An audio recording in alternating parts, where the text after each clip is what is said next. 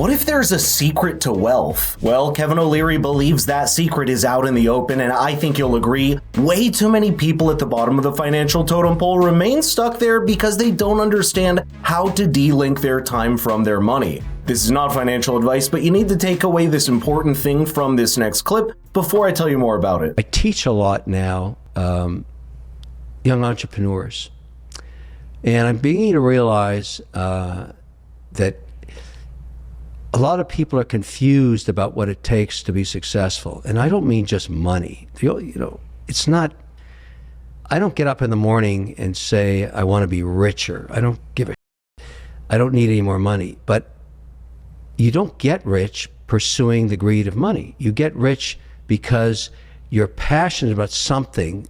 It's a business you start, and you're willing to work 25 hours a day, 8 days a week, and then one day we wake up and you're filthy rich. And the benefit of that is freedom to do whatever you want. You want to buy a watch, you can do it. You want to buy a car, you can do it. You want to take your family somewhere, you can do it.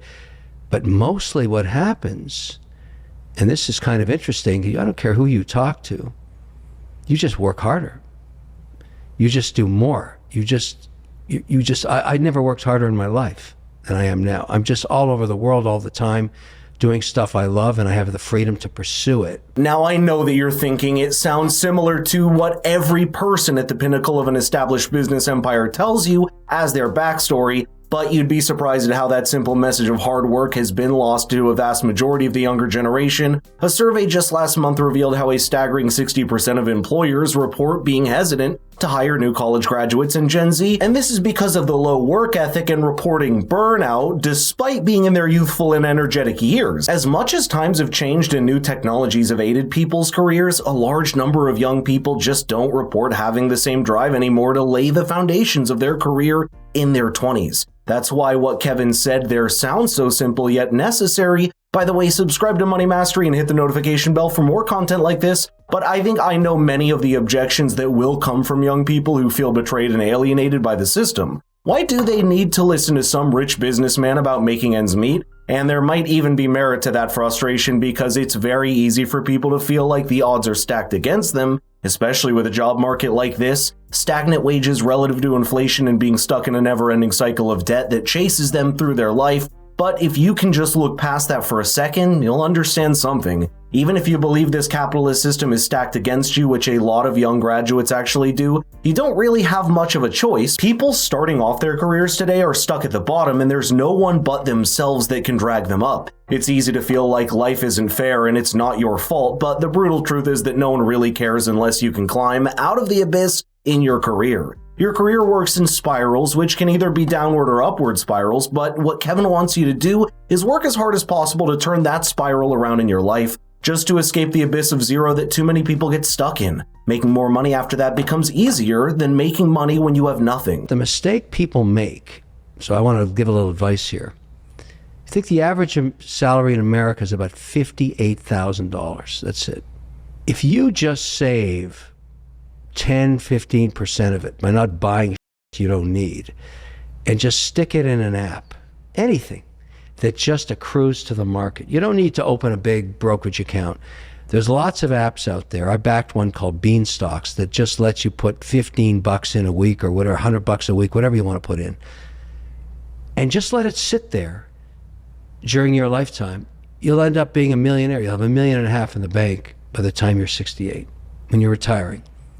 And that, to me, is what everybody should be doing, because you buy a coffee for $5.50, you buy a sandwich for $13. That's stupid. You don't buy coffee at all, ever? No, I don't. Like, I do buy coffee, but I know it costs 15 cents to make. It just, why am I paying $5.50 for it?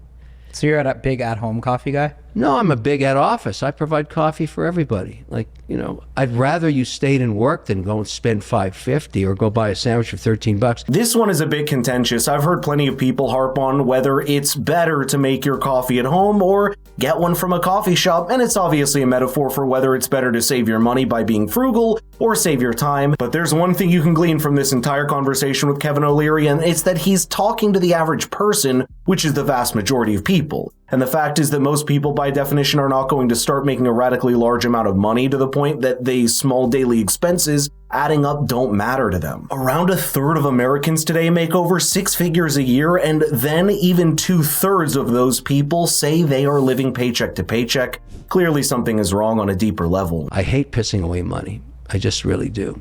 So I bet all of you in here, go look at what's in your closet. You got 2 pair of jeans you do wear and 7 you haven't worn in 2 years. You got 15 sneakers, 1 pair you wear every day, and the rest you've forgotten about. 40 t-shirts, 3 are your favorites. Why'd you buy all that shit? It could be making you 8% a year in the market for the rest of your life. That doesn't sound stupid, does it? It certainly doesn't. I think people's views about finances have become too skewed because too many of us just don't have the level of a statistical context. You may see someone making millions at a young age online, but true wealth, that's long-lasting also. Takes a long time to produce. The outliers don't disapprove the fact that people in their youthful years will still have a long financial road to cross before they can afford the kind of luxuries that the online world, media, and Hollywood normalizes. It's sometimes called lifestyle creep, where people's expenses and lifestyles continuously rise with every increase in their paycheck, leaving them with nothing to save or invest. And that's why over a third of Americans today don't even invest in the stock market. Too many of them have debt, mortgages, loans, and whatever is left is used to splurge on a current lifestyle, and that's at the expense of building up their asset in their financial balance sheet. If you take an ordinary individual in America today making around 60 grand a year, there's a simple statistical reality that faces that person today. All you have to get rich is the money that's coming in as income.